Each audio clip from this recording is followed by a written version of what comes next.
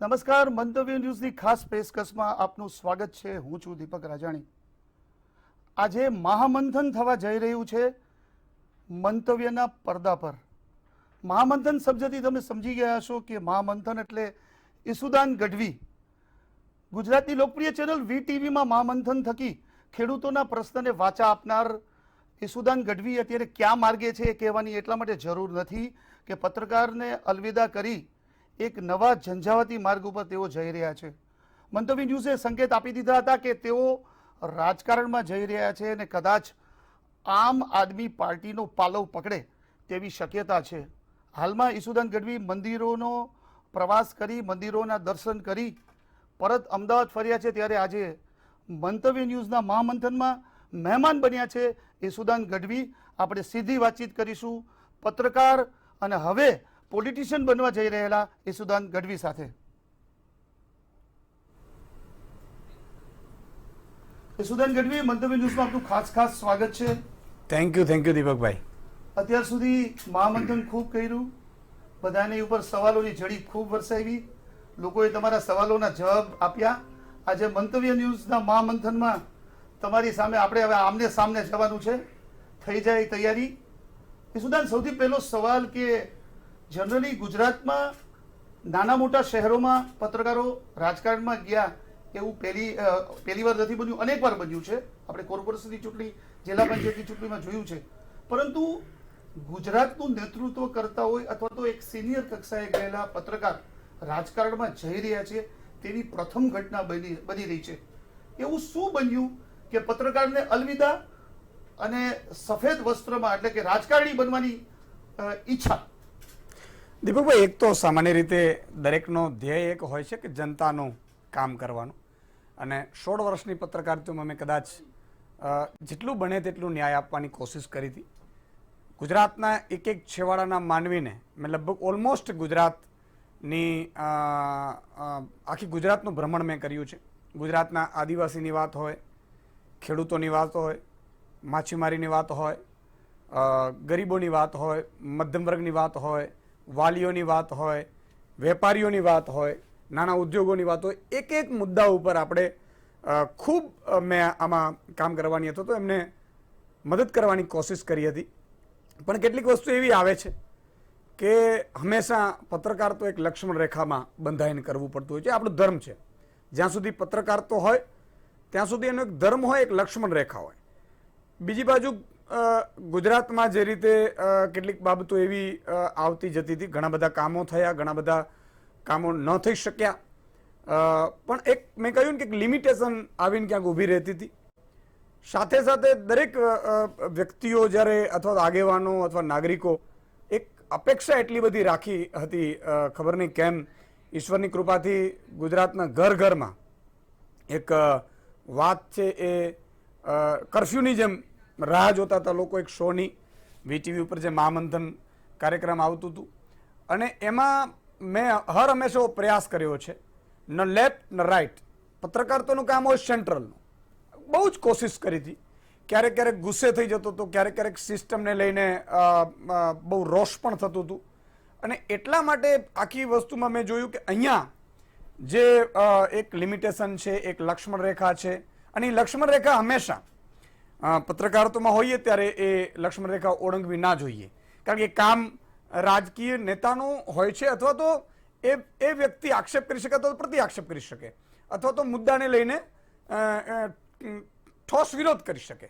જ્યારે પત્રકારત્વનું કામ દેખાડવાનું હતું, લોકોની એટલી આશા અપેક્ષાઓ વધી ગઈ હતી કે એવું ઈચ્છી રહ્યા હતા કે ઈસુદાનભાઈ આ કામ અમારે જોઈએ છે, ઈસુદાનભાઈ આમ કરાવવું છે. ખાતરના ભાવ જ્યારે આવીને ઊભા રહ્યા ત્યારે મેં અપીલ કરી કે 7 દિવસમાં ખાતરના ભાવ ઘટાડો. પણ મેં તો કદાચ ન ઘટાડે તો શું કરી શકીએ? આપણે કશું જ ના કરી શકીએ. એટલે તમને એવું થયું કે પત્રકારમાં તમે નથી કરી શકતા, એ રાજકારણમાં જઈને કરી શકશો? એક પ્રયાસ એવો છે કે આમ તો મેં કહ્યું કે અપેક્ષાઓ એટલી લાખો લોકોની અપેક્ષાઓ હતી, અને લાખો લોકો છે એ દરેક કામ હોય, મતલબ ફી ઘટાડવાની મામલો હોય તોય લોકો મારી પાસે આવીને રજૂઆત કરે કે ઈસુદાનભાઈ ફી ઘટાડોમાં મદદ કરો. સરકાર પાસે લોકોને અપેક્ષા નહોતી, ઈસુદાન ગઢવી પાસે અપેક્ષા હતી. એટલે ઈસુદાન ગઢવીને એમ થઈ ગયું કે પત્રકાર તરીકે હું કંઈ નથી કરી શકતો, તો બીજા રાજકારણીની જેમ જો હું રાજકારણી બની જાઉં તો હું કરી દઈશ. પણ ક્યાંક ને ક્યાંક લોકોના મનમાં એવું નહીં હોય કે ડાઈ વાતો કરનારા રાજકારણીઓ પણ રાજકારણનો ડ્રેસ પહેર્યા પછી બદલી જતા હોય છે. ક્યાંક ઈસુદાન ગઢવી નહીં બદલાય એની ખાતરી શું?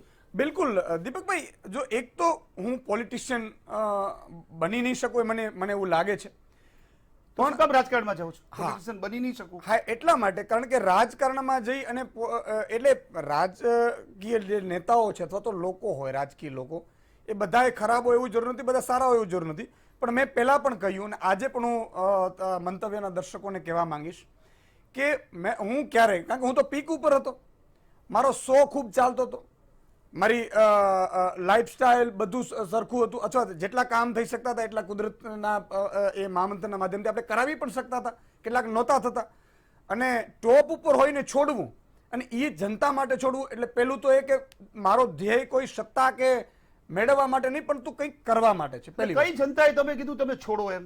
કઈ જનતાએ કીધું? તમે એમ દરેક વખતે દાવો કરો છો કે લોકોનું બહુ રજૂઆતો હતી કે તમે અમારા માટે કરો, તો એવું જરૂરી નથી કે રાજકારણમાં જે રીતે થઈ શકે.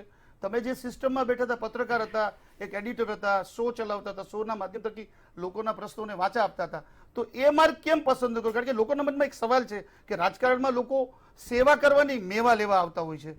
બિલકુલ. આ જો એક વાત હું ગુજરાતના નાગરિકોને જાહેરમાં કહું છું, આવું તો કોઈ કહેશે નહીં. મેં પહેલા પણ કહ્યું, પીક ઉપર હોવા છતાં મેં છોડ્યું. પહેલી તો એ વાત હકીકત છે, ગુજરાતની જનતા એ સ્વીકારે છે, કારણ કે હું હમણાં છેલ્લા 10 ને 20 થી વધુ ગામોમાં હજારો લોકોને મેં મળવાની કોશિશ કરી, મંદિરોની મુલાકાત કરી, અને હું જાહેરમાં કહું છું કે ઈશ્વરની સોગંદ ખાઈને કહું છું, કોઈ રાજકારણ આવું નહીં કરી શકે. કોઈની તાકાત નથી. સોગંદ તો કેજરીવાલ ખાતા તો. જો એ મને સોગંદ કેજરીવાલ ખાતા હતા. કેજરીવાલ દીપકભાઈ છોકરાઓના સોગંદ ખાતા હતા. એટલે એક રાજકારણ ના, તમે તો સાચા જ સોગંદ ખાવ છો.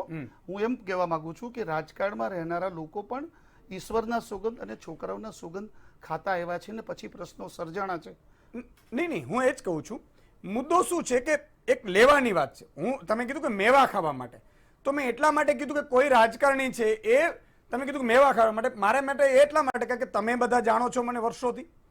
અચ્છા, મેં ગુજરાતની જનતા પણ જેટલી મને મારા સ્તરે જાણે છે એ બધાની સાથે મેં એટલા કહું છું કે ઈશ્વરના સોગંદ કઈ કહું છું કે હું મારા માટે નથી આવી રહ્યો.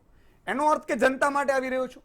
અચ્છા, બીજું કે જનતા માટે એટલા માટે આવવું પડી રહ્યું છે કે કદાચ કોઈ એવી સ્થિતિ આવીને ઊભી રહી હોય કે ભાઈ આપણે હવે કંઈક આમાં કરવું પડે. એવી કઈ સ્થિતિ તમને ગુજરાતમાં લાગે છે કે કંઈક આમ કઈ માણસને આમ કઈ મળતું જ ન હોય, ક્યાંય ચારે બાજુ સમસ્યા જ હોય? ગુજરાત તો વાઇબ્રન્ટ ગુજરાત છે. એવું તો શું થઈ ગયું કે ઈસુદાન ગઢવીને આ પ્રશ્નોનો નિકાલ કરવા માટે આવવું પડે? એવું શું થઈ ગયું?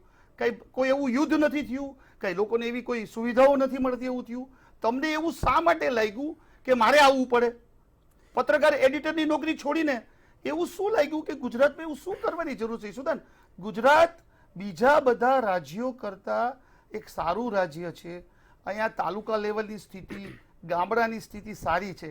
એવું તમને શું લાગ્યું કે જે આ લોકો નથી કરી શકતા એ ઈસુદાન ગઢવી કરી દેશે? સાહેબ, એટલા માટે હું આ જાહેરમાં કહી રહ્યો છું કે આપણે બધા ભલે કહેતા હોઈએ વાતો, મેં કીધું ને કે હું પોલિટિશિયન નથી, મને બહુ આવડતું નથી આ પોલિટિશિયનની ભાષાનું, પરંતુ એટલું ચોક્કસ છે કે બોલો છો પણ ઘણું બધું આવડે છે. બધું બરોબર નથી, એ વાત હકીકત છે, પહેલી વસ્તુ. બીજી વસ્તુ કે જ્યારે તમારે ગંદકી છે એ સાફ કરવી હોય તો ગંદકીમાં મેદાનમાં ઉતરવું પડે, કોઈએ શહીદ થવું પડશે. અને આ મેં નિર્ણય કેમ લીધો? કારણ કે મને તો ક્યારે અપેક્ષા નહોતી અથવા તો મેં વિચાર્યું પણ નહોતું. પણ સવાલ એટલા માટે મેં વિચાર કર્યું કે કોઈ નહીં જશે તો આપણે એમ કહીશું કે ભાઈ આમને આવવું પડે, આમને આવવું પડે. અચ્છા, એ આવ્યા પછી એમના ઉપર કેટલો વિશ્વાસ રાખી શકાય, ન રાખી શકાય? ત્યારે મેં વિચાર કર્યું કે આપણે આપણા માટે નથી જવું, પણ ગુજરાતની જનતા માટે, ગુજરાતના હિત માટે. કેટલા સફળ થશું, કેટલા નિષ્ફળ થશું કોઈ ખબર નથી. કેટલી જનતા સાથ આપશે નહીં આપશે એ પણ ખબર નથી. અને મેં તમને કીધું કે ઘણા બધા નેતાઓએ પોતપોતાની રીતે સોગંદ ખાતા હોય. મેં એટલા માટે હું કહું છું કે મારા માટે નથી આવતો. આમાં કેટલીક વસ્તુઓ મેં પોલિસીઓ કેટલીક બનાવી છે, સમજો કે હેલ્થ પોલિસી, એજ્યુકેશન પોલિસી, કેટલીક એ ઇમ્પ્લિમેન્ટ થાય, કેટલીક ન થાય. આ ઘણી બધી વસ્તુઓ છે, મને એ ખબર નથી. એક બહુ મોટો સવાલ કે આપણે ત્યાં અભિનેતા, નેતા, ઘણા બધા લોકો જે પોતાની લોકપ્રિયતા હોય છે એ પછી એઓ રાજકારણમાં આવતા હોય છે, પરંતુ રાજકારણમાં નિષ્ફળ જતા હોય છે. કારણ કે આપણે એવું માનતા હોઈએ છીએ કે આપણો બહુ મોટો ફોલોઅર્સ છે, આપણે ફેસબુક થકી, ટીવી થકી ઘણા બધા લોકો જોવે છે, પણ એ એક અલગ પ્રકારની ભૂમિકા છે. અને તમે રાજકારણમાં જઈ રહ્યા છો એવું તમે હવે એકરાર કરી લીધો છે, તો રાજકીય બાબતમાં લોકો અલગ રીતે જોતા હોય છે. તમારી પાસે તાકાત હોવી જોઈએ, તમારી પાસે સંગઠન હોવું જોઈએ. અત્યારની ચૂંટણીઓ છે એ ખૂબ જ લાખો કરોડોના ખર્ચે લડાતી ચૂંટણી હોય છે. તો ઈસુદાન માટે આ બધું ક્યારે શક્ય બનશે? પહેલી વાત તો એ છે કે આપણે એવું ન સમજી લેવું જોઈએ કે મહામંથનમાં જે રિસ્પોન્સ મળ્યો છે એવો જ રિસ્પોન્સ રાજકારણી બનેલા ઈસુદાનને મળશે. નંબર 1. નંબર 2 કે રાજકારણી બન્યા પછી ચૂંટણી જંગમાં જાય કે સંગઠનમાં કામ કરીએ તો એના માટે ઘણા બધા પાસાઓ હોય છે. એ પાસાઓ આપણે સુપેરે પાર પાડી શકશું? દીપકભાઈ, એક વાત કે અત્યાર સુધી જે મેં કોશિશ કરી, માન લો કે આ તો ઓન પેપર છે, ડેટા છે ને, મારી બધું આપણે કર્યું નહીં, પણ એક નિમિત્ત ઈશ્વરે બનાવ્યા હોય. ખેડૂતોના ખાતામાં 12,000 કરોડ છેલ્લા 3 વર્ષમાં પડેલા અપાવડાવવાની કોશિશ કરી છે. તમે ઈસુદાને થોડી કોશિશ કરી હોય? નહીં, હું એટલા માટે કહી રહ્યો છું કારણ કે કોઈ વસ્તુ પડે માની લ્યો તો એ તો એક સિસ્ટમ અને સરકારની યોજનાના ભાગરૂપે પડતું હોય. નહીં, ઈસુદાન ગઢવીનો ગુજરાતી પ્રોગ્રામ ઠેઠ રાષ્ટ્રીય સ્તરે જતો હોય અને ત્યાંથી વડાપ્રધાન ઈસુદાન ગઢવી આવું છું, એ મુદ્દા ઉપર આવું છું. સાથે સાથે મેં કીધું કે આ નિમિત્ત બનેલા છે અને દરેકના કામગીરી કરવાના એક અલગ અલગ તરીકા હોય. માન લો કે ફી મામલે હોય તો ફી મામલેની કોશિશ કરી હોય આપણે. હવે તમે કીધું કે પત્રકાર તરીકે સાહેબજી, ગાંધી બાપુ, મને ગુજરાતની જનતા ઉપર એટલો પૂરો વિશ્વાસ છે કે જે વ્યક્તિને મેં કીધું કે અત્યારે હું ખાસી એવું બધું સારું પીક ઉપર હતો, સારો પ્રોગ્રામ ચાલતો હતો, સારી સેલેરી હતી, સારી નોકરી હતી, આ બધું છોડવાનું કેમ પડ્યું? અચ્છા, બીજું કે ગાંધીજી અને જ્યારે એવું લાગ્યું કે ભાઈ જલિયાવાલા બાગ થયું ત્યારે બધાને એવું થયું કે હદ તો હદ થઈ. તો એવી સ્થિતિ નથી કે દરેક વખતે થાય. ગાંધીજીએ પત્રકાર તો શરૂ કર્યું હતું સાહેબ, નહીં તો ગાંધીજી બેરિસ્ટર હતા. પત્રકાર તો શરૂ કરી અને ગુજરાતની જનતા, ભારતની જનતાને જાગૃત કરી હતી. આજે ગુજરાતની જનતા પણ જાગૃત થઈ જશે સાહેબ. આજે હું 25,000 લોકોને જાગૃત નહોતી નહીં, છેલ્લા 3-4 વર્ષમાં જાગૃત થોડી એ અંશે ઘણી જાગૃત થઈ છે. લોકોને આપણે તમે મળો તો એક એક મુદ્દા ઉપર જાગૃત થઈ છે. નહીં તો લોકોને ક્યાં નેતાઓ ક્યારે આવતા હતા, નેતા નહોતા આવતા, કંઈ ખબર નથી. અત્યારે લોકોને ખબર છે કે અહીંયા શું છે. બીજું કે આજે કેવી સ્થિતિ છે કે દરેક સિસ્ટમમાં ભ્રષ્ટાચાર વ્યાપી ગયો છે. ભ્રષ્ટાચાર વિરુદ્ધ કોઈ મુહિમ કોઈ છેડતું ન હોય અથવા તો આવ ભાઈ હરખા આપણે બે સરખા, કેટલી બધી એવી સ્થિતિઓ હતી. ગાંધીજીએ જ્યારે પત્રકારત્વ કરીને દેશને જગાડવાની કોશિશ કરી, દેશ જાગ્યો હતો. ભલે વાર લાગી, એમાં મને ખબર નથી, પણ ગુજરાતની જનતા અને ભારતની જનતા સાહેબ ભોળી છે, મૂર્ખ નથી, એટલે મને પૂરો વિશ્વાસ છે. અને બીજું કે મેં એટલા માટે જાહેરમાં હું કહી રહ્યો છું કે જ્યારે પણ હવેની જે મારી ઇનિંગ હશે અથવા તો મારી કામ કરવાની પદ્ધતિ હશે, માત્ર ને માત્ર લોકહિત, જનહિત માટે હશે. અને રાજનીતિને બદલવી છે સાહેબ. રાજનીતિમાં ગંદકી છે અને સાફ કરવી છે. આજે દરેક સ્થિતિ આવીને શું ઉભી રહે કે ચૂંટણીઓમાં જીતી ગયા એટલે બધું થઈ ગયું. આજે જ્ઞાતિ, જાતિ, ધર્મના વાડાઓમાં આપણે નાખી દીધા. આપણે નવી રાજનીતિ કરવી છે કે ખેડૂત સમાજ, એમાં પછી બધી જ્ઞાતિ, જાતિ, ધર્મ આવી ગયું. મધ્યમ વર્ગ સમાજ, આજે પીડા તો બધાને થાય. માની લો ખાતરના ભાવ ઘટ્યા તો એ કોળી સમાજનો ખેડૂત હશે એના પણ ફાયદો થાય અને ઠાકોર સમાજનો, પટેલ સમાજનો છે. પણ એ લોકોને અત્યાર સુધી એક નથી થવા દીધા. ચલો, ઈસુદાન ગુજરાતના ગાંધીજી બનીને એક નવા રાહ ઉપર જવાની કોશિશ કરે, ચલો સારી વાત છે. પણ એક સિમ્પલ સવાલ ને સાચો સવાલ જોઈએ છે ઈસુદાન. જ્યારે તમે પત્રકારિત્વને અલવિદા કરી ત્યારે એવું કીધું હું પત્તા ખોલીશ, તો એ પત્તા ક્યારે ખોલવાના? નંબર 1. નંબર 2, તમારો જે રીતનો આક્રોશ છે એ આક્રોશ સિસ્ટમ સામે, સરકાર સામે છે. એટલે અત્યારે ગુજરાતમાં ભાજપની સરકાર છે, એટલે તમારો જે આક્રોશ છે એ ઇનડાયરેક્ટલીમાં સિસ્ટમને, સરકાર સામે હોય એટલે ભાજપ સામે હોય છે. એટલે એટલું ક્લિયર કટ થઈ જાય છે કે તમે જે પત્તા ખોલશો એમાં તમે ભાજપમાં જવાના નથી. ગુજરાતમાં 2 જ પાર્ટીનું પોલિટિક્સ ચાલે છે, ભાજપ અને કોંગ્રેસ. અને હવે ધીરે ધીરે આમ આદમી પાર્ટી ઊભી થઈ રહી છે. તમારી વાતમાં આમ આવ્યા કરે છે, બોલવું જોઈએ આપ, પણ આમ આવ્યા કરે છે. તો શું તમે કોંગ્રેસ કે આમ આદમી પાર્ટી? સીધો અને સાચો સવાલ જવાબ જોઈએ છે. તમારી રણનીતિ હોય જે હોય, આજે મંતવ્ય ન્યૂઝના પ્લેટફોર્મ પર અમે એ તમારી પાસે પૂછવા માંગીએ છીએ કે વારઘડે તમે એમ કહો છો પત્તા ખોલીએ, તો આજ પત્તા ખોલી નાખો કે ક્યાં જવાનો છો, ક્યારે શ્રી ગણેશ કરશો અને શું રણનીતિ? દીપકભાઈ, પહેલાં તો આ પત્તા ખોલતા હજી મેં ત્યારે પણ ફેસબુક લાઈવમાં પણ મેં કહ્યું હતું અને ગુજરાત 10-12 દિવસની વાર છે. 10-12 દિવસની 8-10 દિવસ તો થઈ ગયા. હા, એટલે વધુ એક મુદ્દત પાડવાના છો? એટલે હજી 6-7 દિવસની ની અંદર તારીખ પત્તા ખોલીશું. કારણ કે ઘણી બધી બાબત એવી હોય છે. અને બીજી વાત તમે જે કહી તો એ પણ ત્યારે જ ખબર પડશે કે કઈ સ્થિતિએ હું એટલે ઈસુદાન ગઢવી રોન કાઢવાના છે રોન? હવે એ તો ખબર નહીં, પરંતુ એક પણ એટલું તો વાત છે. ચોક્કસ ને કે હા. તમે સિસ્ટમ સામે સરકાર સામે અવાજ ઉઠાવો છો એટલે ભારતીય જનતા પાર્ટીમાં નહીં જોડાવ અત્યારે મેં કીધું ને કે ભારતીય જનતા પાર્ટીમાં જોડાઈ જાવ નહીં, અત્યારે મેં એવું કહ્યું કે કે આ જેમ આખી નેતાઓ જે પેલા આપણા પાટીદાર નેતાઓ હતા કે એ ભાજપ સામે આંદોલન કર્યું અને પછી ભાજપ જ જોડાઈ ગયા, એવું કઈ છે ઈસુદાન? નહીં દીપકભાઈ, મેં કીધું ને કે આ એક પાર્ટ ઓફ એ ટાઈમનો છે, એટલે Strategy છે. 6-7 ઈસુદાનની દિવસમાં સ્ટ્રેટેજી ઘડતા થઈ ગયા. નહીં 6-7 દિવસમાં એટલા માટે કે મને લાગે છે કે આ પત્તા ખોલીશું, અને ખોલવા પાછળનું બીજું કારણ નથી. મેં કીધું કે 2-3 આધ્યાત્મિક જે મારે હજી જવાની ઈચ્છા છે, કારણ કે હું માતાજી માનતો હોઉં છું, એટલે એ સ્થિતિએ એકાદ મંદિરે બાકી હોવાથી અને એટલે 6-7 દિવસ એટલું ચોક્કસ કે ઈસુદાન ગઢવી 6-7 દિવસમાં એમની રાજકીય ઇનિંગ્સનો પ્રારંભ કરશે અને ચૂંટણી જંગમાં ઝુકાવશે. 2022માં ઈસુદાન તમને ચૂંટણીના જંગમાં જોવા મળશે, એ તો સાચું ને? એટલું ચોક્કસ છે કે મેદાનમાં આપણે ઉતરીશું અને મજબૂત ક્યાં મેદાનમાં? ક્રિકેટના મેદાનમાં? નહીં, ચૂંટણીના મેદાનમાં. ચૂંટણીના મેદાનમાં ઉતરશો બિલકુલ અને રાજકીય ઇનિંગ્સનો પ્રારંભ કરશો બિલકુલ. અને કોઈ પણ એક સીટ ઉપરથી ઝુકાવશો. નહીં, એ હજી કહેવું મુશ્કેલ છે. અચ્છા, મેં કીધું ને કે મારા માટે સત્તા છે ઇમ્પોર્ટન્ટ, પહેલે પણ નથી રહી, આજે પણ નથી. તો હું સત્તા પ્રસિદ્ધિ એ તો હું ટોપ ઉપર હતો. અમારે છોડવાનું શું કામ જરૂર પડી? કારણ કે મારે એક મારી લક્ષ્મણ રેખા આવતી હતી અને જનતાની અપેક્ષા એટલી વધી ગઈ હતી કે આ કામ થઈ જાય, આ કામ થઈ જાય, આ કામ થઈ જાય.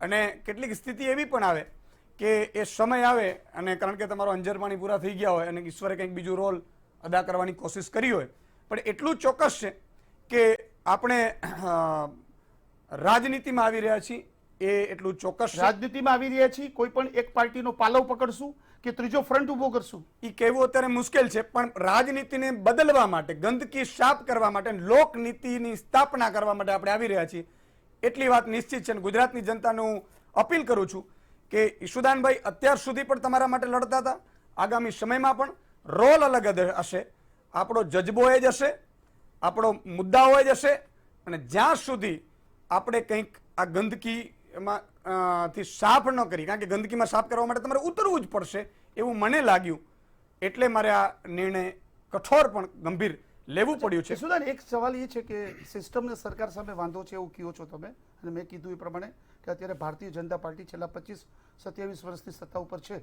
એટલે વાંધો ભાજપમાં હોય તો ભાજપમાં જવાની વાત તો ન આવે ને? મારો પાછો ફરીથી એ જ પ્રશ્ન ઉપર આવે છે, કારણ કે તમે ભલે ગુગલી નાખો છો. પત્તા ન ખોલો, અમે દીપકભાઈ, સમજી શકીએ કે તમારી રણનીતિનો ભાગ હોય કે તમે પત્તા ન ખોલો. અમને ખ્યાલ છે કે તમે ઘણા બધા લોકો સાથે મસલતો કરતા હશો, તમારી રણનીતિ અખત્યાર કરતા હશો, તમે એકલા તો નહીં જાઓ, તમારી પાછળ પાછળ ઘણા લોકો આવશે. તો એટલું ચોક્કસ છે કે ભાજપમાં નહીં જાઓ, પણ કોઈ પણ બીજી પાર્ટીમાં જશો અથવા તો કોઈ ત્રીજો મોરચો ખોલશો? અત્યારે મેં કહ્યું એમ કે અત્યારે એ સ્ટ્રેટેજીનો ભાગ છે, અને મારે એટલા માટે, કારણ કે જ્યારે યુદ્ધના મેદાનમાં આપણે ઉતરતા હોય ત્યારે પૂરી તૈયારીમાં ઉતરવું પડે, અને એ હિસાબથી, કારણ કે ગુજરાતની જનતાને ખાલી આશ્વાસન કે ઠાલી વચનો નહીં, રિઝલ્ટ આપવાનો છે. એટલે અત્યારે હું એ વાત આખી આપણે પ્લેટફોર્મ ઉપર નહીં કહી શકું, પણ અઠવાડિયામાં એ વાત ક્લિયર થઈ જશે, એ નક્કી છે. એટલે એનો આપણે કોઈ અંદાજ આપી શકીએ ઈશુદાન કે આજે આપણે જે 10-11 તારીખે ઊભા છીએ, કારણ કે લાસ્ટ ટાઈમ ફેસબુક લાઈવમાં તમે એવું કીધું કે હું 10-12 દિવસ, હવે 10-11 દિવસ, 8-10 દિવસ થવા આવ્યા, 6-7 દિવસ, એટલે એ 12-14 દિવસથી ઉપર થઈ ગયું. એટલે એમાં મુદત પડશે કે કોઈ એવી ચોક્કસ તારીખ આપણે કહી શકીએ કે 18-20 તારીખની આસપાસ ઈશુદાનનું વાતે ગાતે જાહેરાત થશે, ઈશુદાનની જાહેરાત થશે, એવું કહી શકીએ? 18-20 તારીખની આસપાસ કોઈ તારીખ તો તમે નક્કી કરી છે ને? એટલે મને લાગે છે કે 20 તારીખ સુધીમાં, એટલે હું ચોક્કસ કહી શકીએ કે તારીખ 20મી તારીખ સુધીમાં ઈશુદાન એના પત્તા ખોલશે અને ઈશુદાન ગઢવી કઈ પાર્ટીની કંઠી બનશે એનો ખ્યાલ આવશે. બિલકુલ એ 20 તારીખ સુધીમાં ક્લિયર થઈ જશે. પણ મેં ફરીથી જનતાને એક અપીલ કરું છું કે હું જે પણ નિર્ણય લઈશ એ તમારા હિત માટેનો હશે. બીજું કે રિઝલ્ટ બે કામ હશે. આ રાજનેતાની જેમ વચનો નહીં હોય, અથવા તો ખાલી વચનો પણ નહીં હોય, અને જ્યાં પણ આ મારાથી નહીં થઈ શકે તો તમારા સહયોગથી નહીં થઈ શકે, આ તો નિમિત્ત બની છે, કરનાર ઈશ્વર હોય છે. પણ ગુજરાતની જનતાને મારી અપીલ છે કે આપ સૌ પોતે પોતાનું, કારણ કે ધર્મ વિરુદ્ધ અધર્મની લડાઈ થશે, એટલે આપણે એ દૃષ્ટિએ આપણે કામ કરવાનું છે, અને આપણા ભાવિ પેઢી માટેની લડાઈ હશે ને સારી હશે. ઈશુદાન, બે ત્રણ ચર્ચાઓ જે બજારોમાં ચાલી રહી છે એનો મારે તમારી પાસેથી સાચો જવાબ જોઈએ છીએ. ઈશુદાન ગઢવી એટલે જામ ખંભાળિયાથી નીકળીને હું જ્યાં સુધી જાણું છું ત્યાં સુધી પોરબંદર, વલસાડ, અમદાવાદ જુદી જુદી ચેનલોમાં કામ કર્યા પછી એક સર્વોચ્ચ સ્થાને બેઠા. ઈશુદાન ગઢવીને જે લોકો ઓળખે છે એ પ્રમાણે આ ઈશુદાન ગઢવીનો નિર્ણય નથી. ઈશુદાન ગઢવીને પડદા પાછળથી દૂરી સંચાર કરનાર લોકોએ આ નિર્ણય લેવડાવ્યો છે. ઈશુદાન ગઢવી પાસે સાચો જવાબ જોઈએ છીએ કે ઈશુદાન ગઢવીના મગજ પાછળ અથવા તો ઈશુદાન ગઢવીના નિર્ણય પાછળ કોણે મહત્વનો રોલ અદા કર્યો, નંબર 1. નંબર 2, ઈશુદાન ગઢવી જ્યારે રાજકારણમાં જોડાશે ત્યારે એકલા જશે કે એમની પાછળ એકદમ એક લાઈન લાગશે? જો પહેલી વસ્તુ તો એ છે કે જ્યારે પણ મેં કહ્યું એમ કે આ જ્યારે 6 મહિનાથી જ્યારે જનતાઓ સાથે મુલાકાત થતી તો કંઈક અપેક્ષાઓ, આશા અપેક્ષાઓ, પછી હું કહેતો કે આ મારું કામ નથી અને મને ખરેખર એવું લાગતું પણ હતું કે આપણે ન કરવું જોઈએ, આ રાજનીતિ ગંદી આ તે. પણ અલ્ટિમેટલી બધા લોકો આવીને એવું કહેતા હતા કે ઈશુદાનભાઈ જો ગંદકીમાં બધા એમ કહેશે કે ગંદકીમાં ઉતર્યા વગર તમે અપેક્ષા રાખો છો સાફ થવાની. બીજું કે અત્યારે ગુજરાતમાં લોકો એવું કહે છે, મને ખબર નથી કે અત્યારે એક ચહેરો જે વિશ્વસનીય અને કંઈક વિશ્વાસ રાખી શકાય એવો, કેટલું રાખી શકાય મને ખબર નથી, કે તો જનતા રાખે કોને, તમારી ઉપર? હા, એવું લોકોનું માનવું હતું. એટલે આ નિર્ણયમાં મેં કહ્યું એમ કે જ્યારે સ્વાભાવિક છે કે આપ મુએ સ્વર્ગ ન જવાય, આ વાત એટલે આ નિર્ણય મારો છે. બીજી વાત, કોઈ પડદા પાછળ નથી તમારી પાછળ.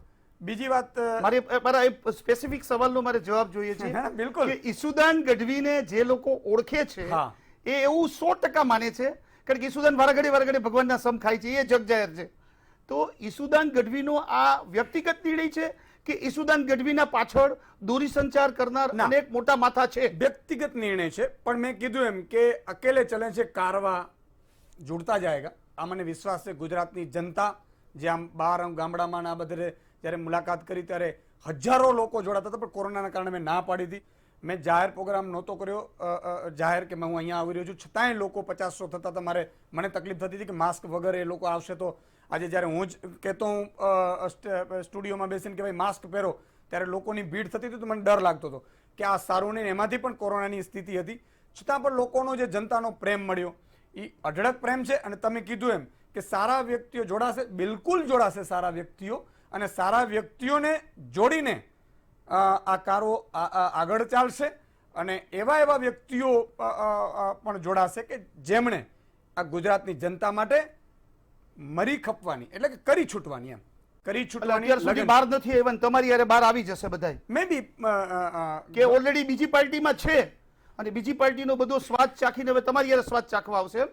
જો સ્વાદની વાત ઈશુદાનભાઈ સાથે નહીં આવે. આ તમે તો બહુ સારી રીતે ઓળખો છો, મને જે ગુજરાતની જનતા ઓળખે છે એ પ્રમાણે જે પણ આવશે એ સારું કરવાના ધ્યેય સાથે. તમારા પ્રશ્નમાં જ પૂછું, તમે એમ કહો છો કે બધાય આવશે.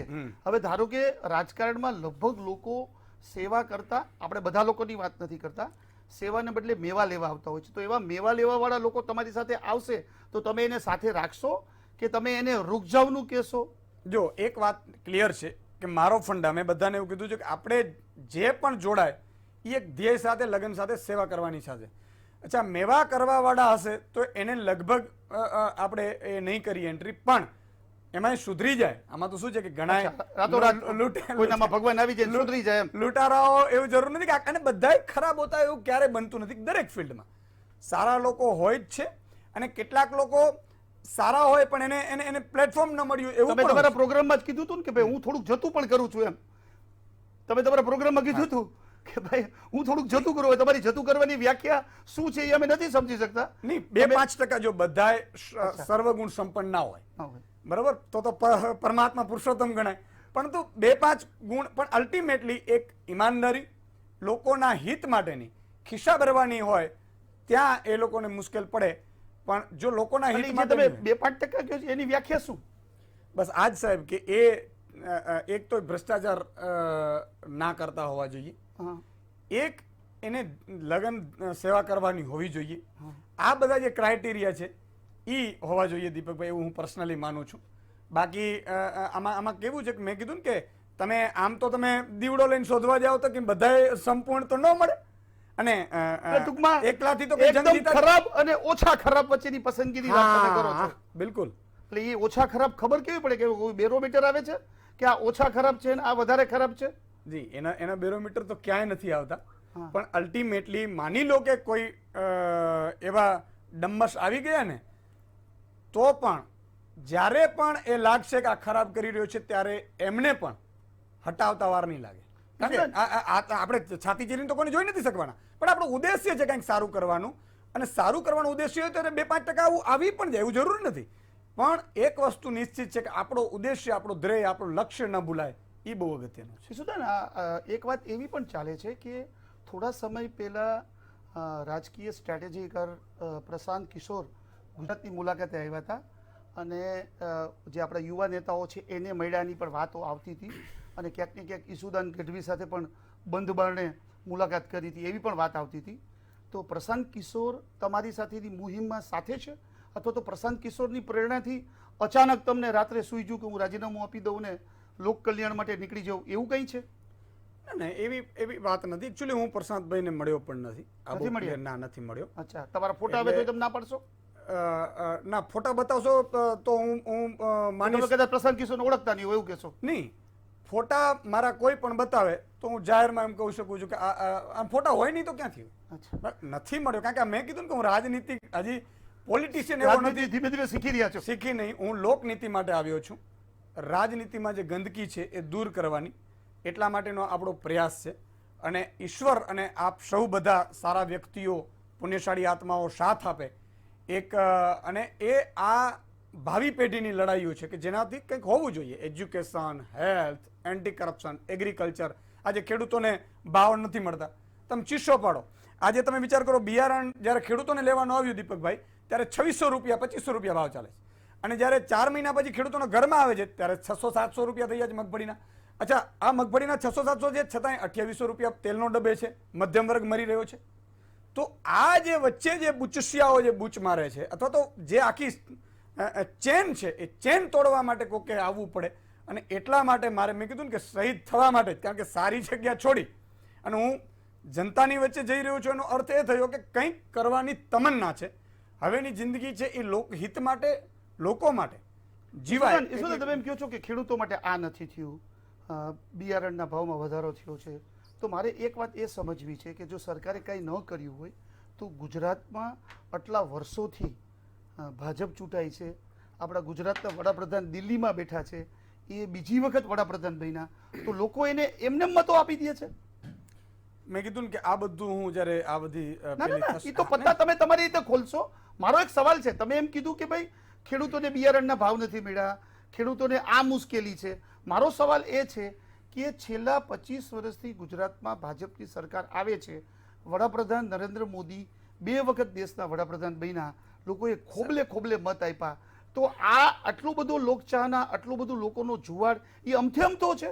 દીપકભાઈ, આ બધું એટલા માટે હું કોઈ અત્યારે પોલિટિકલમાં ક્યાંય જોઈન્ટ નથી થયો હતો તો નથી, એટલે આ બાબતે અત્યારે હું કોમેન્ટ નહીં કરી શકું. એટલા માટે કે એ જ્યારે થશે ત્યારે આખી વાત આવશે. કારણ કે અત્યારે તમારી વાતમાં જો તમે જે વાત કરો છો એક સિસ્ટમની ખિલાફ છે. સિસ્ટમ અને સરકાર, સાંભળો, તમે નથી કઈ કોંગ્રેસની વાત કરતા કે નથી ભારતીય, કારણ કે કોંગ્રેસ વિપક્ષમાં છે. તો સરકારની સામેની વાત હોય તો મારો સવાલ એ છે કે એવું શું બને છે કે એમને મત મળે છે અને એ કામ નથી કરતા, એવી જ વાત થઈ ને ઈસુદાનભાઈ? નહીં, મેં ફરીથી એ જ કહું છું કે કેટલીક વસ્તુ એવી આવશે કે જે પોલિટિકલી નિવેદનો, એ પોલિટિકલ નિવેદનો હું અત્યારે આ વાત છે. પોલિટિકલ નિવેદન, આ પોલિટિકલ નિવેદન ક્યાં કહેવાય? તમે જ કહો છો કે બિયારણના ભાવ બહુ વધી ગયા, ખેડૂતોને મુશ્કેલી છે, હકીકત છે. તો મારો મુદ્દો એ છે કે એ તો સરકારે જ કર્યું હોય ને, તો સરકાર કઈ નથી કરતી તો સરકારને મત શા માટે પડે છે? મેં એ કીધું ને, તમારે જેવો વિકલ્પ નથી એટલે મત આપે છે, એવું તમે કહેવા માંગો છો? જો એક વાત જે છે, મેં કીધું કે એ બાબતમાં કેટલીક બાબત એવી આવશે કે જ્યાં પોલિટિકલ નિવેદન થશે, એક ભાગ છે.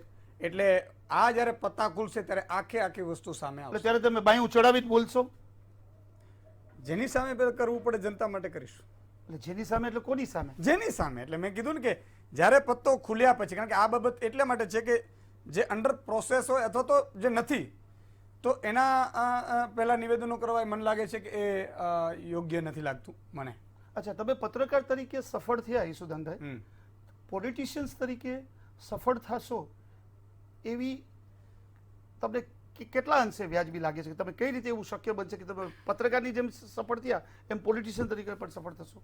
જો એક વાત એટલી ચોક્કસ છે કે આ લોકનીતિ ની એક પેલી કરવા જઈ રહ્યા છીએ. સફળ નહીં સફળ ખબર નહીં, જનતા સાથ આપશે નહીં આપે મને કાંઈ ખબર નથી, પણ ગુજરાતની જનતા ભોળી છે, મૂર્ખ નથી, એક વાત છે. બીજું કે એને હું મુદ્દા સહિત ગુજરાતની જનતા સમક્ષ જવાના છીએ, એટલે હું એટલે એ બાબતે ક્લિયર છું કે મારા માટે તો આ પગલું મેં ભર્યું જ નથી, કારણ કે મારા માટે ભર્યું હોત તો હું જ્યાં હતો અહીંયા બેસ્ટ હતો.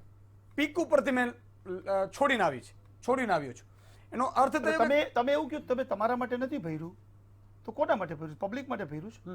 એટલે તમે બિલકુલ બધી મહેનત કરીને બધી મહેનત કરીને બિસ્તરા પોટલા લઈને જામખંભાળિયા જતા રહેવાના છો? બિલકુલ નહીં. મેં એટલે જ તો કીધું ને કે હું લોકનીતિમાં, અચ્છા રાજનીતિમાં કેટલીક ગંદકીઓ હોય તો એને ગાંધીજીની વાત કરો છો, ગાંધીજીની, તો ગાંધીજીએ આપણને આઝાદ બનાવ્યા પછી એ રાષ્ટ્રપિતા બન્યા હતા, વડાપ્રધાન કે ગૃહપ્રધાન નહોતા બન્યા. તમે ગાંધીજીના વિચારોની વાત કરતા હો ઈસુદાનભાઈ, તો તમે એમ કહો છો કે ભાઈ મારે સત્તા બદલવી છે, મારે સિસ્ટમ બદલવી છે, તો સિસ્ટમ બદલ્યા પછી તમે કોઈ પદ લેશો કે પાછા બિસ્તરા પોટલા બાંધીને ગાંધીજીની જેમ નહીં જામખંભાળિયા જતા રહેશો? હું ગાંધીજીને મેં એટલા માટે વાત કરી કે જનતાને જાગૃત કરવા માટે એમણે પત્રકારત્વ ના માધ્યમથી એમણે જાગૃત, એટલે પત્રકાર બનવા માટે ગાંધીજી અને પોલિટિશિયન્સ બનવા માટે બીજું કઈ એમ એવું છે રાય નથી. એક વાત બહુ ક્લિયર કન્ફ્યુઝ ન રહીએ જનતાને કે આ નિર્ણય છે એ જનતા કરવાની છે, જનતાના હિત માટે. જ્યારે મેદાનમાં આવીશું ત્યારે ડંકાની ચોટ ઉપર જનતાને કહેશું કે આ હકીકત છે અને આ કરવા આવ્યા છે. તમારી વાતમાં ક્યાંક કે કેજરીવાલ મને દેખાય છો. કેજરીવાલ દિલ્હીની ચૂંટણી લડતા પહેલા આવું જ કહેતા હતા કે ભાઈ હું પબ્લિક ઈચ્છે તો હું રાજકારણમાં આવવા માંગુ છું. એટલે બિલકુલ તમે એ પેટર્ન ઉપર જ જઈ રહ્યા છો. એટલે મંતવ્ય દિવસે તો સંકેત આપ્યા જ હતા કે તમે આપમાં જોડાવ છો. એટલે ક્યાંક ને ક્યાંક તમે એના વિચારોથી પ્રભાવિત છો. જો મેં કીધું ને કે અત્યારે એ કેવું વહેલું છે. ના કોઈ પણ તમે આપમાં નહીં જાઓ, ચાલો એવું માની લઈએ અમે, તમે કદાચ ત્રીજો મોરચો, પણ તમે કેજરીવાલના વિચારોથી પ્રભાવિત છો? નહીં, એક મેં પહેલા જ કહ્યું ને કે એનાથી કન્ફ્યુઝ લોકો થાય, એટલે પત્તા ખોલશું ત્યારે જ આ વાત સામે આવશે અને ત્યારે આવશે એ રીઝન સાથે આવશે. તમે કેમ, તમને કોઈ બીક લાગે છે ઈસુદાનભાઈ? તમે તમારી ધારો કે હું એક કહું કે ચાલો તમે પાર્ટીનું નામ ન લ્યો, ચાલો તમે એટલું તો કયો કે હું સેવા કરવા આવ્યો છું, હું કોઈ પણ પાર્ટીમાં જોડાઈશ અને જે પાર્ટીમાં જોડાઈશ એ પાર્ટી ગુજરાતની 182 સીટ લડશે અને અમે બહુમતી સાથે 2022માં ગાંધીનગરમાં સરકાર બનાવીશું. તમને જે આત્મવિશ્વાસ છે, તમારી જે લોકપ્રિયતા છે, ખૂણે ખાંચરે તમારા ખેડૂત મિત્રો છે, તમારી સાથે જબરું સમર્થન છે, તો તમે કેમ એવી ડંકે કે ચોટ ઉપર એટલું તો કયો? ભલે કોઈ પાર્ટી, કઈ પાર્ટીમાં જાઓ છો કે ત્રીજા મોરચામાં જાઓ, તમે 20 ખોલજો, પણ એટલું તો વાત કરો કે ઈસુદાન ગઢવી પોતે ચૂંટણી લડશે, ઈસુદાન ગઢવીના તમામ ઉમેદવારો તમામ સીટોમાં ઝુકાવશે અને અમે સત્તા બનાવીશું. દીપકભાઈ, આપ મેં કહ્યું ને કે આ બધી વસ્તુ એવી છે કે એ જ્યારે સમય આવે ત્યારે જ સારી લાગશે. એટલે હા, એટલે જ્યારે પત્તા ખુલશે ત્યારે આખી બાબત છે એ જનતાની સમક્ષ હશે. એટલે તમે 20મી તારીખની આસપાસ પત્રકાર પરિષદ અથવા તો વાત કરીને ત્યારે બધી વાત જાહેર કરી દેશો કે પછી ત્યારે જેમ ઓલું એક એક પત્તું આપણે ઉંચકી એમ ધીમે ધીમે તમે પડદો ઉંચકશો? ના, હું એક બાબત એ ક્લિયર થશે 20 તારીખ સુધીમાં. એ બાબત તમે આમ પત્રકાર તરીકે કોન્ફિડન્ટ છો, પોલિટિશિયન્સ તરીકે કેમ કોન્ફિડન્ટ નથી? નહીં, મેં હજી પોલિટિશિયન ક્યાં બન્યો છું સાહેબ? બનવા તો દો. અચ્છા, હા, ગુજરાતની જનતા માટે અધવચ્ચે ન પણ બનો. ગુજરાતની જનતા માટે મેં પહેલા જ કહ્યું કે લક્ષ્મણ રેખા નડતી હતી, એ ઓળંગવાનું નક્કી શું કામ કર્યું હતું કે પ્રજાના આંખના આંસુ જે મને ક્યાંક પીડા આપતા હતા અને એ સિસ્ટમ સુધારવા માટેનું લક્ષ્ય છે ને, એમાં મને લાગ્યું કે ઈશ્વરે કંઈક સંકેત આપી રહ્યા છે, એટલે ખૂબ સારું થશે. તમે થોડીક વેઇટ કરો. અમે તો કાયમના માટે રાહ જોશું, એવો કોઈ સવાલ નથી. અમે તો તમારી સાથે જ, અમે તો તમને શુભેચ્છા આપી. પણ જ્યારે કોઈ માણસ એક પગલું ભરતું હોય, સાંભળો, મેં તમને તમારી પત્રકાર કરિયરની વાત કરી કે તમે ખંભાળિયાથી નીકળ્યા, પોરબંદર ગયા, વલસાડ ગયા, અમદાવાદ આવ્યા. ગુજરાતમાં લગભગ ઓલમોસ્ટ આપણે તમે કર્યું, ગાંધીનગર પણ તમે અમદાવાદ આવ્યા કે અમદાવાદ ગુજરાતનું હેડક્વાર્ટર છે. એટલે ક્યાંક ને ક્યાંક હવે તમે જ્યારે પોલિટિશિયન્સ બન્યા છો તો તમારે એક હવે ખાલી ગાંધીનગરમાં બેસવાનું જ બાકી છે મારી દ્રષ્ટિએ. એટલે તમારી કોઈ એવી ઈચ્છા તો ખરી ને કે ભાઈ બધી પત્રકાર તરીકેની મેં સિસ્ટમ સુધારી લીધી, હવે ગમે એમ કરીને ગાંધીનગરમાં બેસી જવું છે? મેં કીધું સાહેબ હજી હું પોલિટિશિયન બની નથી ગયો. તમે જે કીધું પોલિટિશિયન બનવાની વાત છે, હજી મેં કીધું ને કે હજી એ સ્ટ્રેટેજીને જે 20 તારીખ કે 22 જે મુદ્દા છે એ તારીખ સુધીમાં જે ક્લિયર થશે અને પછી જનતા સમક્ષ આપણે આપણો વિચાર પણ મૂકીશું. અચ્છા, એક વાત અફવા એક જબરજસ્ત ચાલે છે, કારણ કે તમે રાજકારણમાં એવા એટલે રાજકારણમાં આવી રહ્યો છો, અફવા તો રહેવાની છે, આવ્યો નથી. રહેવાની છે. હા. હા, આવ્યા, ચલો આવ્યા કે આવી ગયા, બધું તૈયાર, બધાને ખબર જ છે કે વાગતે ગાતે ઢોલ નગારા સાથે સુદાન આવવાના છે. તો વાત એવી છે કે ક્યાંક ને ક્યાંક એવું લાગે છે કે બીજેપીએ તમને પ્લાન્ટ કર્યા છે. બીજેપીને એવું લાગે છે, એક અફવા એવી પણ છે કે ઈસુદાનને ઊભા કરવામાં, અમે નથી કહેતા, એક બજારમાં ચર્ચા છે કે ઈસુદાનને જો ઊભા કરી દઈ અને ઈસુદાનનો મોરચો થોડાક મતો લઈ જાય તો એનો સીધો ફાયદો ભાજપને થાય. આમાં કેટલે અંશે વ્યાજબી? પણ સાહેબ મેં કીધું ને કે આ પત્તા રીઝન સાથે મૂકવામાં આવશે. એટલે અચ્છા, એટલે એમાંય પાછા પત્તા છે? નહીં, એટલે જ્યારે જ્યારે કોન્ફિડન્ટલી કહી શકો ને. નહીં મેં એટલા માટે કે જે આખી સ્થિતિ હું હજી પગ નથી મૂક્યું એ પહેલા હું કંઈક કહું એ સારું નથી ને. ના ના પગ પગ મૂક્યા પછી રણનીતિના ભાગરૂપે તમે જે કરવાના છો હા. ઈ તો તમે કહી શકો ને. ધારો કે એક અફવાઓ ચાલી રહી છે કે ધારો કે આપણે વાત કરીએ તો પણ એમાં મેં એટલા ગુજરાતમાં શું છે? વાત શેના માટે આવી? પ્રજા confuse થઈ ગુજરાતમાં જશે. કોંગ્રેસ જનતા- અને ભાજપ, અત્યાર સુધી ગુજરાતમાં કોંગ્રેસ અને ભાજપ બે જ પાર્ટીનું રાજકારણ ચાલ્યું છે. ક્યારેક ત્રીજા ફ્રન્ટે જ્યારે ઊભું થવાની કોશિશ કરી તો મતોનું વિભાજન થયું છે અને મતોના વિભાજનથી કોઈ બીજી જ પાર્ટીને ફાયદો થતો હોય છે, સમજો. એટલે ક્યાંક ને ક્યાંક તમે જ્યારે આના આંકડા સાથે મૂકવામાં આવશે, તમે જરાય ચિંતા ન કરો. ગુજરાતની અને મંતવ્યના દર્શકો આ જ્યારે પત્તા ખોલશે ત્યારે આંકડા સાથે મૂકવામાં આવશે કે આપણે શું કરવા માંગીએ.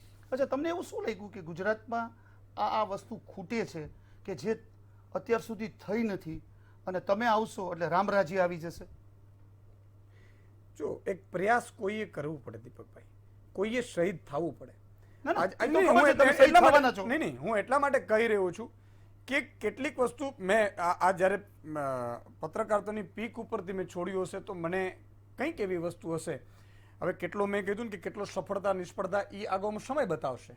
પણ આપણે બધાએ અહીંથી જોઈને એમ કે તમે આમ કરી નાખો, તમે આમ કરી નાખો, પણ થતું ન હોય તો હું કોશિશ ચોક્કસ કરીશ કંઈક સારું કરવાની. અને એ પહેલાં જ મેં કહ્યું છે કે જાહેરમાં આજે વાત શું આવીને ઊભી રહી છે કે એક મુદ્દો એ છે કે લોકોને અત્યારે લોકોનો વિશ્વાસ વારે ઘણીએ બહુ તૂટ્યો છે અને મને એ જ ચિંતા હતી કે આજે લોકોએ વિશ્વાસ ખૂબ મૂકી દીધો પણ અલ્ટિમેટલી લોકોની મારી લક્ષ્મણ રેખા હોય, લોકોનો વિશ્વાસ હોય, લોકોને એમ થાય કે ઈસુદાનભાઈ જોડે વાત પહોંચી ગઈ એટલે આ કામ થઈ જશે, આ કામ, પણ એવું ખરેખર ન થાય કારણ કે લક્ષ્મણ રેખા હોય પત્રકાર તરીકે આપણે તો બતાવી શકીએ ન્યૂઝ. પણ એના એટલા માટે તમે પણ વિશ્વાસ રાખો, ગુજરાતની જનતા પણ વિશ્વાસ રાખે કે ચોક્કસ સિસ્ટમમાં બદલાવ આવશે અને પૂરતો પ્રયાસ કરવામાં આવશે કે સારામાં સારી સિસ્ટમ ભાવિ પેઢી માટે કરાય. એટલે મારો એ જ સવાલ છે ને કે ગુજરાતમાં તમને શું લાગે છે કે આ સિસ્ટમમાં વાંધો છે? ઘણી બધું છે સાહેબ. જેમ કે તમે અભ્યાસ તો કર્યો હશે ને નહીં. કે શું પ્રોબ્લેમ છે ગુજરાતમાં, કે સિસ્ટમમાં ખામી છે અને એ ખામી દૂર કરવાનો તમે પ્રયાસ કરશો, શું લાગે તમને? ઈ મેં તેમને કીધું ને કે જ્યારે આ બધું ખોલાવા પછી જે મંતવ્યોનો ઇન્ટરવ્યુ હશે એમાં બધી વસ્તુ મૂકવામાં આવશે. ના ના, એવું સમજી ગયો. હા. એઝ એ પત્રકાર તરીકે તમે જ્યારે ખેડૂતોના પ્રશ્નો, લોકોના પ્રશ્નો સમજ્યા, મોટી સમસ્યા કે મોટા પ્રશ્નો તમને એવા શું લાગ્યા કે જેનાથી તમને એમ લાગ્યું કે સિસ્ટમમાં ખામી છે અને આ હું કરવા માંગુ છું? એમ તો કોઈ માણસ સીધું બહુ સિસ્ટમમાં ખામી છે ને તકલીફો છે ને સમસ્યાઓ છે, પણ કઈ પ્રકારની સમસ્યા? અહીં આપણે ત્યાં વીજળી 24 કલાક પડે છે, અહીં લો એન્ડ ઓર્ડરનો પ્રશ્ન સારો છે ભાઈ, સમજો. કોરોનાનો જે પ્રશ્ન હતો એ ન માત્ર ગુજરાતમાં પણ આખા દેશમાં, દુનિયામાં હતો.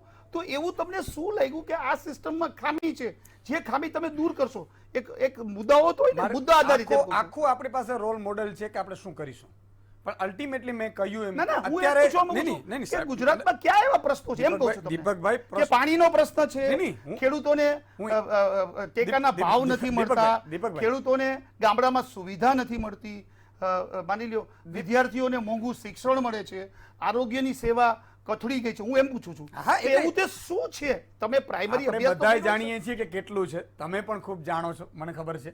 અચ્છા. પણ અલ્ટિમેટલી મેં કહ્યું એમ કે આ બધી સ્થિતિમાં કોઈએ એ કરીને જ કરવું પડશે કારણ કે આપણે એક બધાની લક્ષ્મણ રેખા પત્રકારત્વમાં આવે. અને હજી મેં કહ્યું એમ કે હજી હું એમાં કૂદ્યો નથી એટલે કેટલાક નિવેદનો મારાથી નહીં થાય, પણ જ્યારે આવશે ત્યારે એક રોડમેપ સાથે એક સાચી દિશા તરફ અને મુદ્દા વાઇઝ મૂકીશું કે આ મુદ્દો છે, અને ત્યારે તમે પણ સ્વીકાર કરશો કે વાત સાચી છે. સુદાન, જ્યારે ગુજરાતમાં ચૂંટણી આવે છે, જ્યારે 2017માં આપણે જોયું ચૂંટણી આવી, ત્યારે કેટલાય નેતાઓ આવ્યા, કેટલાય પેપર ટાઈગર બની ગયા, અત્યારે એ લોકો ક્યાં છે, જુદી જુદી પાર્ટીઓમાં જોડાઈ ગયા, બરોબર. ત્યારે એ પણ તમારી જેવી જ વાતો કરતા હતા કે સિસ્ટમમાં બદલાવ લાવવો છે અને આમ કરવું છે, અમારે રાજકારણમાં જોડાવવું નથી, રાજકારણમાં જોડાઈ ગયા.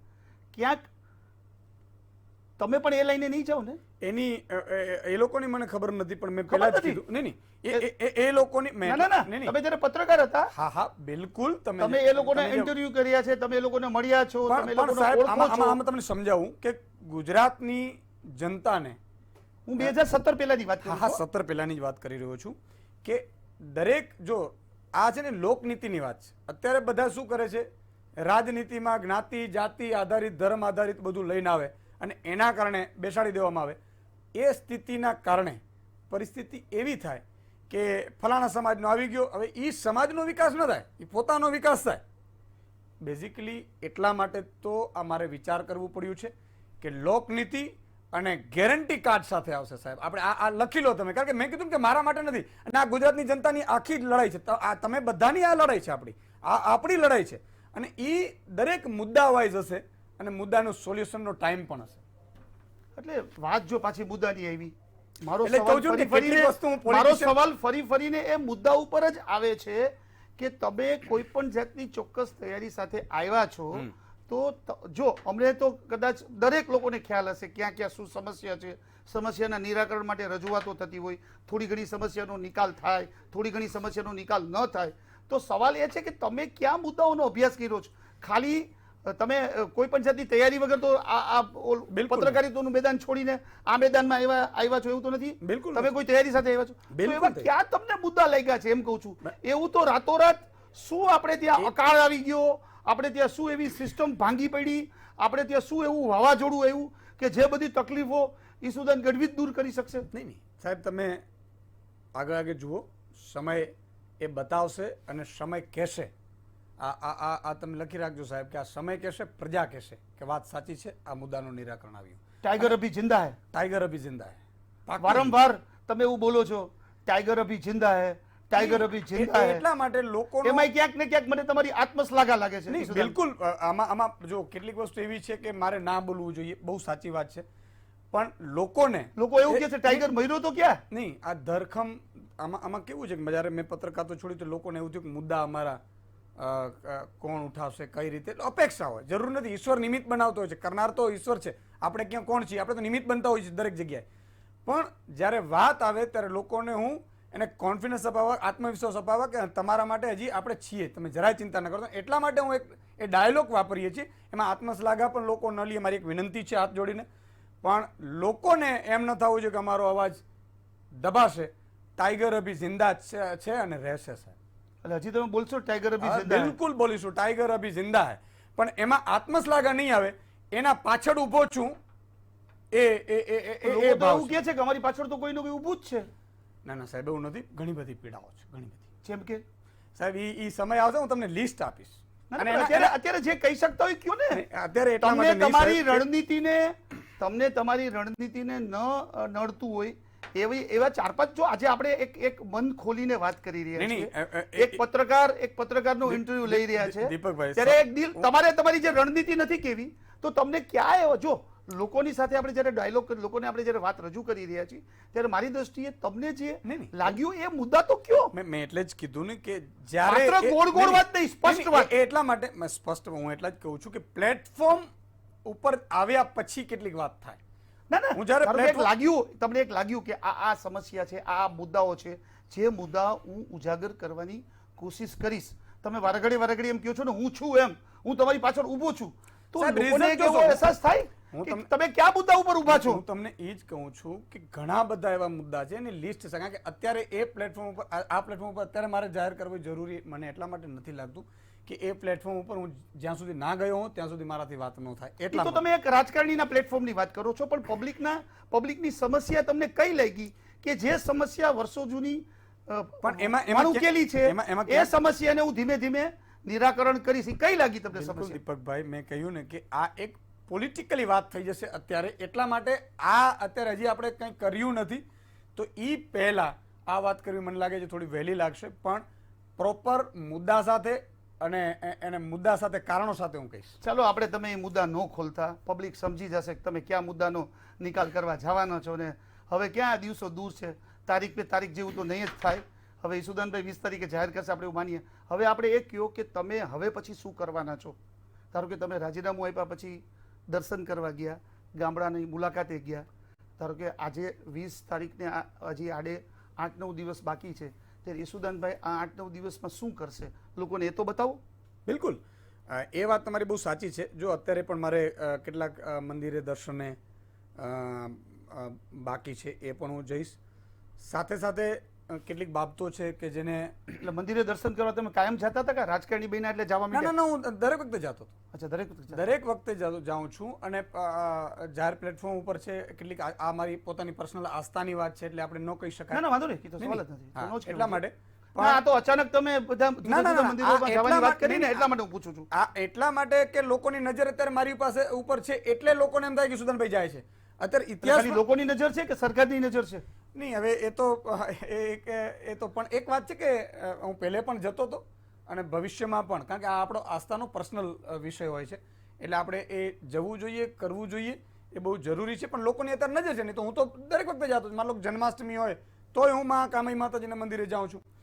જ્યારે જ્યારે મેં કોઈ પણ નવી જવાબદારી સ્વીકારવી, પહેલાં માં અંબાજીના માથું ટેકવીને હું સ્વીકારતો હોઉં છું. આ મારા સિદ્ધાંતો છે, નિયમો છે, અને મારી આસ્થા છે. મારે પણ અત્યારે લોકોની નજર વધારે એટલે છે, એટલા માટે અત્યારે લાગે છે કે આ મંદિર. બાકી હું પહેલે પણ માનું છું, આજે પણ માનું છું કે હંમેશા રાજનીતિ મુદ્દા આધારિત હશે, રાજનીતિ લોકનીતિ તરફ હશે, અને લોકોને એવા નિર્ણયો હંમેશા લેવાવા જોઈએ સાહેબ, વિધાનસભામાં કે ગમે ત્યાં, કે જ્યાં લોકો ફટાકડા ફોડે, લોકોને એમ થાય કે આ નિર્ણય લેવાયો. એવા નિર્ણયો ન લેવા જોઈએ કે લોકો રડે અથવા તો રસ્તા ઉપર આવે.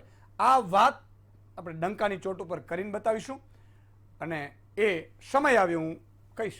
ઈસુદાનભાઈ, તમે જે હમણાં જ વાત કરી કે વિધાનસભામાં આવા નિર્ણય લેવા જોઈએ, ફટાકડા ફૂટવા જોઈએ, એટલે એ વિધાનસભામાં નિર્ણય તો કોણ લઈ શકે? સરકાર જ લઈ શકે ને ઈસુદાનભાઈ? સરકાર જ લઈ શકે. સરકાર જ લઈ શકે. એમાં તો એટલે તમે નક્કી કરી લીધું છે નહીં કે આ મેં એટલા માટે તમે જો ગૂગલી નાખશો સાહેબ, તો હું મારો જવાબ એ જ છે કે આ એક ચૂંટણી લડવી છે, ધારાસભ્ય બનવું છે. જરૂરી થોડું છે કે સાહેબ હું મેં ના, તમે એમ કીધું ને કે વિધાનસભામાં નિર્ણય લેવડાવશું, ફટાકડા ફૂટશે એવા નિર્ણય લેવા જોઈએ, એટલે તમે તો એની મુદ્દા તમને ખબર નથી, તમે મુદ્દા જાહેર નથી કરતા. નહીં, અને એવું હું એવું કહું ઈચ્છું છું કે લોકનીતિ એવી હોવી જોઈએ એમ. અચ્છા અચ્છા અચ્છા કે- તમે આ જે જૂના રાજકારણીઓ છે એને તમે રાજકારણ શીખડાવી રહ્યા છો કે તમે જે રાજકારણ કરો છો એવું રાજકારણ હોવું જોઈએ, હું કહું છું એવું રાજકારણ હોવું જોઈએ, એવું કહો છો તમે? પણ સાહેબ ઈ તમને પતા હું ખોલીશ ત્યારે તમને આ ના, બધા ના, તમે બોલ્યા ને હમણાં. નહીં, નહીં. હું તો તમારી વાતને જ પકડું છું. બિલકુલ, તમે કે ગૂગલી તમે નાખો તો એમાં સાહેબ એમાં બોલ્યા. તમારો અધિકાર છે, પણ મેં એમ કહ્યું એમ તમે એવું કે બોલ્યા કે પ્રજાને- વિધાનસભામાં એવા નિર્ણય લેવા જોઈએ કે ફટાકડા ફૂટવા જોઈએ, લોકોને રોડ ઉપર ન આવવું જોઈએ. એટલે એનો મતલબ એમ થયો કે જે સરકાર બનવાની છે એમાં ઈસુદાનભાઈ બહુ મહત્વનો રોલ પ્લે કરવા માટે આગળ એ તો વધી રહ્યા છે. જનતા ઉપર છે, પણ આ એક આપણો દરેકનો, તમે પણ એવું ઈચ્છો ને કે ભાઈ આ વસ્તુ છે, તમે પણ ઈચ્છો છો, ગુજરાતની જનતા પણ ઈચ્છે છે, આવું હોવું જોઈએ એમ. રાજનીતિને આ લોકો ગંદી કરી નાખી છે. લોકનીતિ અત્યારે તરફ. અત્યારે નથી ને, એટલે અત્યારે રાજનીતિ, અત્યારે લોકનીતિ નથી ને. તમે આવશો એટલે લોકનીતિ થશે. અત્યારે રાજનીતિ નથી, અને તમે જ બોલ્યા કે દીપકભાઈ, અત્યારે મેં રાજનીતિને ગંદી કરી એટલા નાખી માટે છે. જ હું કહું છું કે અત્યારે કેટલાક ના, ના, ના, તમે જ નિવેદનો બોલ્યા. પોલિટિકલ તમે જ બોલ્યા કે રાજનીતિ ગંદી કરી નાખી છે. તો એનો મતલબ શું થયો કે આ લોકોએ રાજનીતિ ગંદી કરી નાખી છે, અને ઈસુદાનભાઈ લોકનીતિ કરીને એ રાજનીતિની ગંદકીને સાફ કરશે, એવું જ થયું ને મતલબ? એ મેં કીધું કે આ નિવેદનો ટ્વિસ્ટ થશે, એટલે જ આપણે એવું કરીએ ના, કે તમે જ હું બોલ્યા. મંતવ્યમાં ફરીથી આવીશ. આ મારો તમને વાયદો છે, અને પૂરેપૂરાના પ્રશ્નોના ત્યારે જ જવાબ, કારણ કે ત્યારે એ પ્લેટફોર્મ ઉપર પહોંચ્યા પછી જવાબ આપીએ તો યોગ્ય લાગે. એટલે એટલે તમે કોઈ પાર્ટીનો અંચળો ઓઢીને જ્યારે આવશો, અંચળો ઓઢીને, ત્યારે તમે બધી વાત કરશો. તમે અત્યારે તો તમારો ઈશારો કરી દીધો કે આ રાજનીતિ ગંદી રાજનીતિ છે, વિધાનસભામાં એવા નિર્ણય લેવા જોઈએ કે ફટાકડા ફૂટે. તેનો મતલબ તો એવો જ થયો ને કે તમે સરકાર બનાવવા જઈ રહ્યા છો. સાહેબ, કેવું વહેલું છે અત્યારે, એવું કંઈ નથી. જનતાના હિત માટેના આપણે નિર્ણયો લેશું. અને મેં એવું પહેલાં જ કહ્યું કે આ અત્યારનો પ્લેટફોર્મ ઉપર અત્યારે જે બેઠો છું એ પ્લેટફોર્મ નથી કે આ વાત કરી શકાય, નિવેદન કરી શકાય, પણ એના ટ્વિસ્ટ થશે. એટલે આપણે તારણ ઉપર એ આવીએ કે બીજી વખત જ્યારે હું આવીશ મંતવ્યમાં ત્યારે આ ચલો બધા ઈસુદાનભાઈ, તમે સવાલોના કઈ બોલવા નથી માંગતા, કાંઈ વાંધો નહીં. મારા બીજા નાના 2-3 સવાલ છે, એના જવાબ આપો. હજુ છે ઈસુદાન ગઢવીના મુદ્દે અથવા તો ઈસુદાન ગઢવીની નજરે બેસ્ટ રાજકીય નેતા કોણ? સાહેબ એ પોલિટિકલ પાછો ટ્વિસ્ટ થશે એટલે મારી આપણે અત્યારે વિનંતી છે પ્રવર્તમાન નો આપો, જૂનામાં નહીં આપો. નહીં મેં એટલા માટે હું કહી રહ્યો છું કે કોઈ પણ એ પ્લેટફોર્મ સિવાય આપણે જે નિવેદનો કરીએ એ ટ્વિસ્ટ થાય એટલા માટે આપણે આમાં ન પડવું જોઈએ. મારું પોતાનું અંગત મત છે અને જ્યારે એ થશે ત્યારે આપણે એને મુદ્દા સહિત મૂકીશું. ચલો આપણે તમારી વાતચીતના અંતિમ પડાવ તરફ જઈ રહ્યા છીએ, ત્યારે મંતવ્ય ન્યૂઝના દર્શકોને તમારો શું સંદેશ હશે? બિલકુલ હું દરેક મંતવ્ય ન્યૂઝના દર્શકોને મારી એક અપીલ છે કે મિત્રો, જો આ નિર્ણય જો ઘણા બાબતે મને ખબર છે કે આ નિર્ણયો બુચસિયાઓને નહીં ગમે, દલાલોને નહીં ગમે, આ બહુ હકીકત છે. મને શું કરશે શું નહીં કે કેવા ચિતરશે મને એનું કોઈ ફરક નથી બુચસિયા શબ્દ કેમ વારંવાર વાપરો છો? એટલા માટે કે એ એક પેટર્ન છે કે બૂચ મારી નીકળી જવું એમ, પછી ઘણા પ્રકારની હોય એટલા માટે એક પેટર્ન થઈ ગઈ છે એટલે હું બુચસિયા શબ્દ વાપરું છું. અસંસદીય પણ શબ્દ છે પણ છતાંય લોકો એવું કીધું કે ના ઈસુદાનભાઈ આ સારો શબ્દ છે એટલે વાપરી શકાય એવું છે. પણ મારી એટલી અપીલ છે કે કેટલાક પ્લેટફોર્મ ઉપર કે જ્યાં પણ થશે એક વસ્તુ તમે મારા ઉપર એ વિશ્વાસ રાખી શકો છો, કારણ કે હું છું એટલા માટે કહી રહ્યો છું, બીજા નથી કહી શકો આના ઉપર વિશ્વાસ કરો, પણ આ તમારો ભાઈ ગુજરાતની જનતાના હિત માટે જે પણ નિર્ણય લેશે એ જનતાનો હિત સમાયેલું હશે, જનતાના હિતો માટે જે કામ કરીશું અને તમારા ચહેરા ઉપર ખુશી આવે એવું થશે. પછી વિરોધીઓ છે ઘણા લોકો આવશે મેદાનમાં, આ તે એને જે કરવું હોય એ કરે, આપણે શું કરવું છે એ આપણે નક્કી છે. ઈસુદાનભાઈ, મંતવ્ય ન્યૂઝમાં આપ આવ્યા અને આપે ભલે દિલ ખોલીને વાત ન કરી, પત્તા ખોલીને વાત ન કરી, પરંતુ આપનો ખૂબ ખૂબ આભાર અને તમારી થેન્ક યુ દીપકભાઈ અને થેન્ક યુ નેક્સ્ટ ઇનિંગ્સ માટે ખૂબ ખૂબ શુભેચ્છા. Thank you very much. તો આ હતા મહામંથનના પ્રણેતા ઈસુદાન ગઢવી કે જેણે મંતવ્યનું આજે મહામંથન કર્યું. મંતવ્ય ન્યૂઝે એમના દિલ ખોલીને સવાલના જવાબ મેળવવાની કોશિશ કરી, પણ તો આપણે ત્યાં તો એક મોટી તકલીફ છે કે રાજકારણી બની ગયેલા લોકો રાજકારણી માફક જ જવાબ આપે. ઈસુદાન ગઢવીને ફરીને પૂછવાનો પ્રયાસ કર્યો, પણ તો સ્વાભાવિક તેઓ જે રાહ ઉપર ચાલવાના છે થોડી ઘણી રાહની જે બૂંદ છે એનામાં આવી જ જાય. એમણે દિલ ખોલીને વાત નથી કરી, પણ એટલું ચોક્કસ છે કે એક પત્રકાર ટૂંક સમયમાં બનશે પોલિટિશિયન્સ. એમના વિચારો જાણવાની આપણે જ્યારે કોશિશ કરી તો એમના વિચારોમાં ખૂબ સારી વાત ઉપસીને આવે છે. આપણે એવી આશા રાખીએ કે ગુજરાતને એક વધુ સારા રાજકારણી મળે, કારણ કે એક પત્રકાર ખૂબ સારા તરીકે તેમણે રોલ અદા કર્યો હતો. હવે તેઓ પોલિટિશિયન બનવા જઈ રહ્યા છે, ત્યારે તેમની ભાવિ રચના શું છે, ભાવિ રણનીતિ શું છે તે અંગે તેઓ કાંઈ ફોડ પાડવા માગતા નથી. ગુજરાતમાં ચોક્કસ કોંગ્રેસ અને ભાજપ બે જ પાર્ટી છે, ત્યારે જ્યારે કોઈ ત્રીજી પાર્ટી ઉભરી રહી હોય ત્યારે કદાચ ઈસુદાન ગઢવી એનો જ પાલવ પકડે એવી શક્યતા છે, પરંતુ તેઓ આ અંગે કાંઈ ફોડ પાડવા નથી માગતા. તારીખ 20મીએ તેઓ કોઈ ચોક્કસ જાહેરાત કરે એવી શક્યતા છે. આપણે એવું માનીએ કે 20મી તારીખ સુધીમાં ઈસુદાન એની જાહેરાત કરે અને નવી ઇનિંગ્સનો પ્રારંભ કરે. તો મંતવ્ય ન્યૂઝમાં અત્યારે બસ આટલું જ. વધુ સમાચાર માટે આપ જોતા રહો મંતવ્ય ન્યૂઝ. નમસ્કાર.